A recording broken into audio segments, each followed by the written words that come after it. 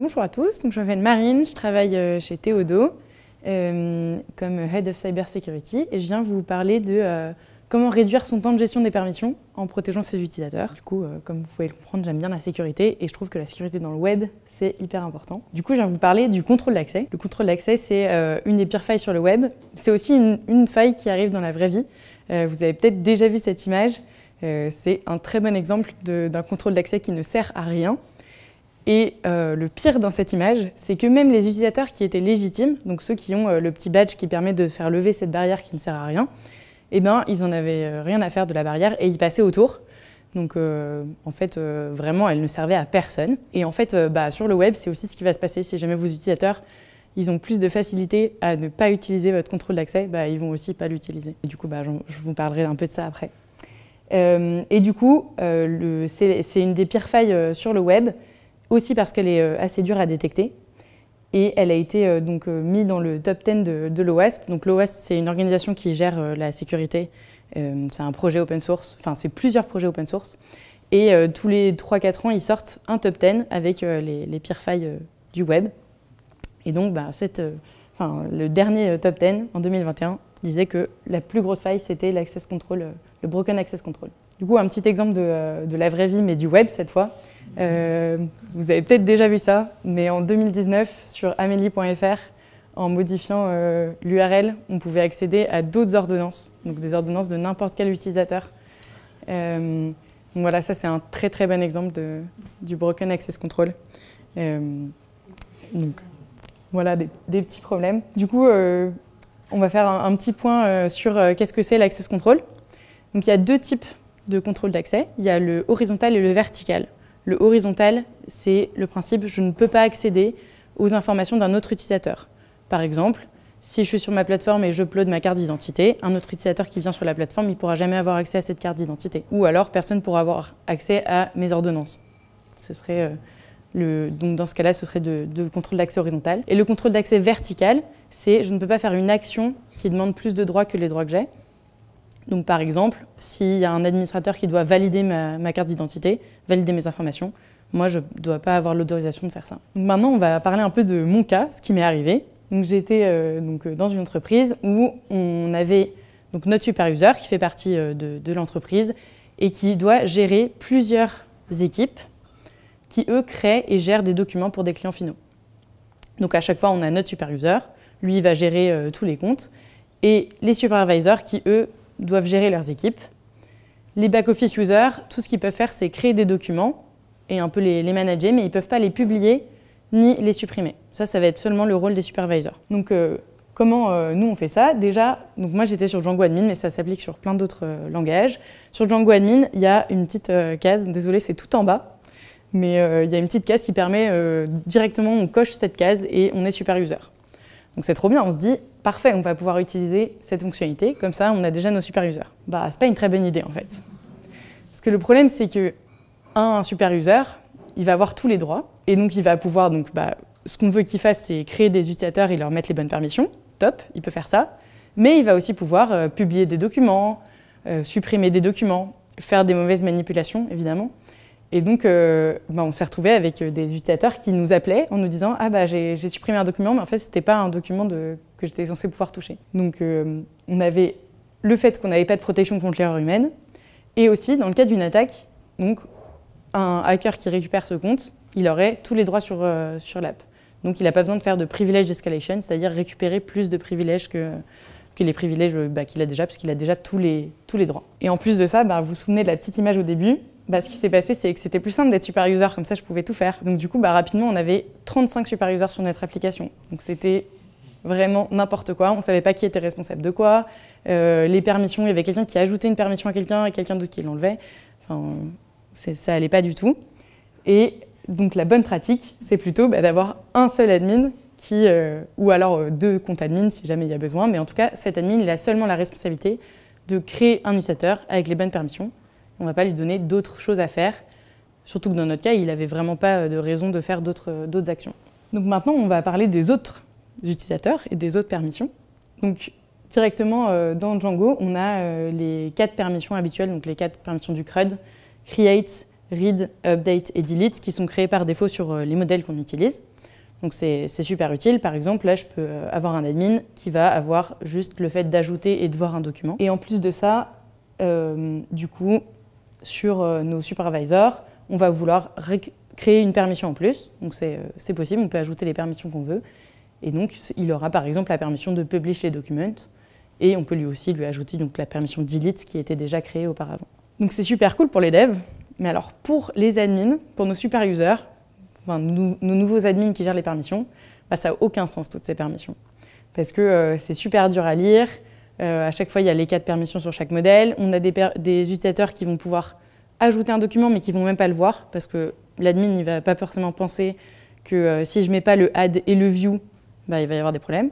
Donc bah, on a des utilisateurs qui vont pouvoir créer des documents et puis ils vont les créer indéfiniment et puis ils vont nous appeler, ils vont dire « votre truc ne marche pas, quand je crée un document, ça ne crée pas de document ». Alors non, c'est juste que tu ne vois pas le document qu'on a créé, que tu as créé. Donc voilà, ça nous posait pas mal de problèmes. Et donc bah, les clients n'étaient pas très contents, les développeurs n'étaient pas très contents d'investiguer des bugs qui en fait n'existaient pas vraiment. Et donc c'était pas super. Et en plus de ça, du coup, là, dans notre cas, avec Django, on n'avait que nos admins et nos users, mais on n'avait pas la partie supervisor pour le fait de déléguer les droits et de permettre aux supervisors de gérer eux-mêmes leurs équipes. Donc ça ne marchait pas avec notre business case.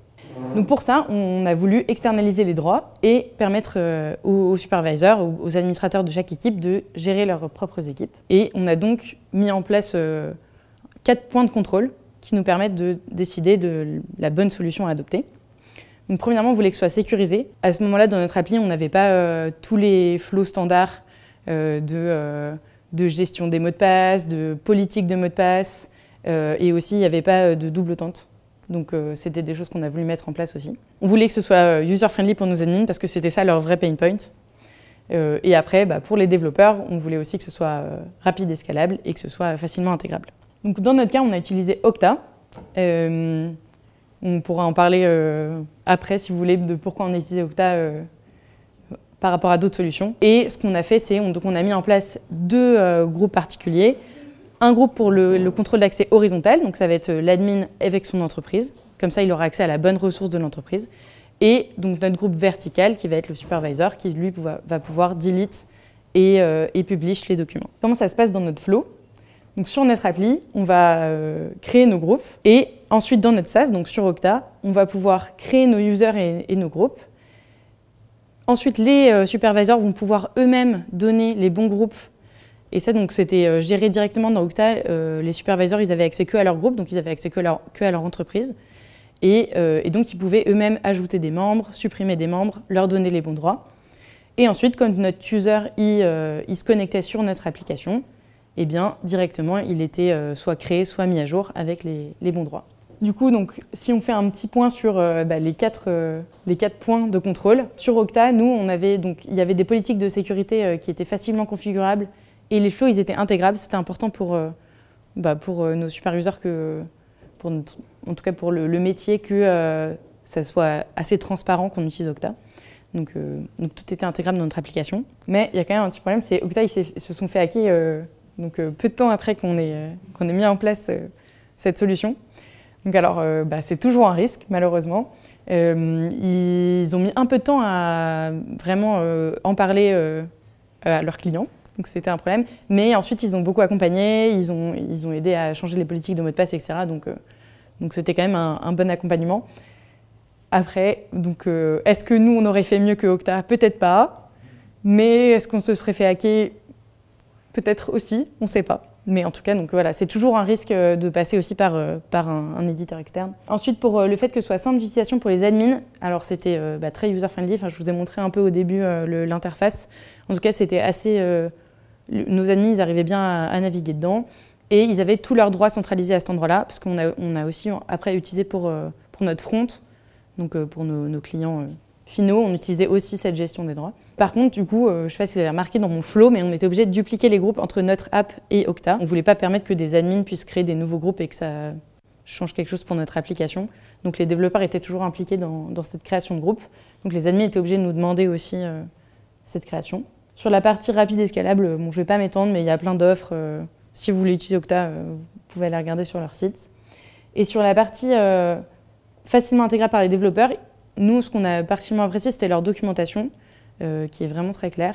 Et par contre, du coup, on devait ajouter les groupes manuellement, donc ça rajoutait un peu de temps de dev pour les développeurs. Et du coup, ce que ça a donné après, c'est quand même que les développeurs, déjà, ils avaient moins de bugs à gérer, en tout cas des bugs inutiles. Et en plus, les supervisors pouvaient gérer toutes leurs équipes par eux-mêmes. Donc c'était très chouette. Voilà. Merci à tous de m'avoir écouté. Est-ce que vous avez des questions ?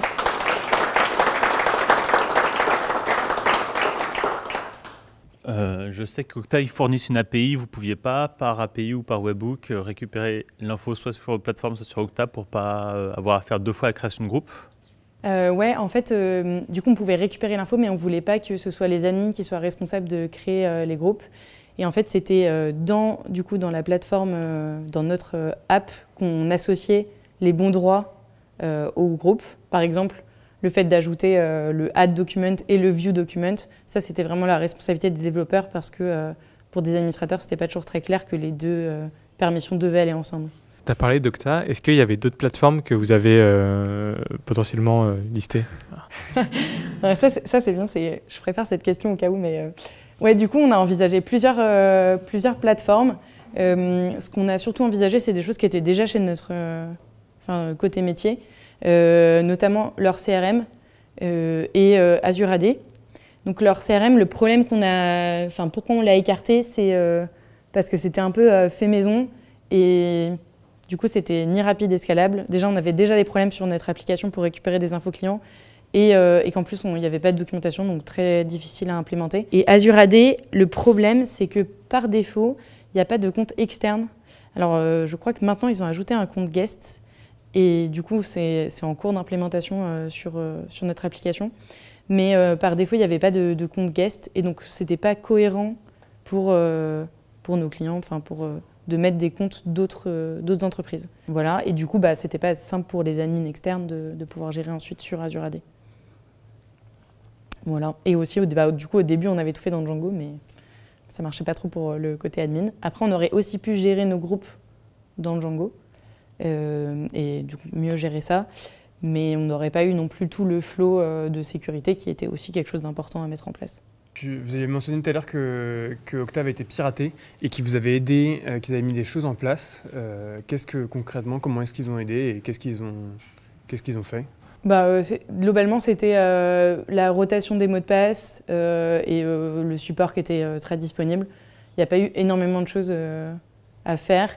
Surtout que, je ne sais plus, ils avaient dit, je crois qu'il y avait 3% de leurs clients qui étaient touchés, d'après ce qu'ils avaient vu dans leurs traces, etc. Et que donc, nous, on n'était pas touchés, théoriquement.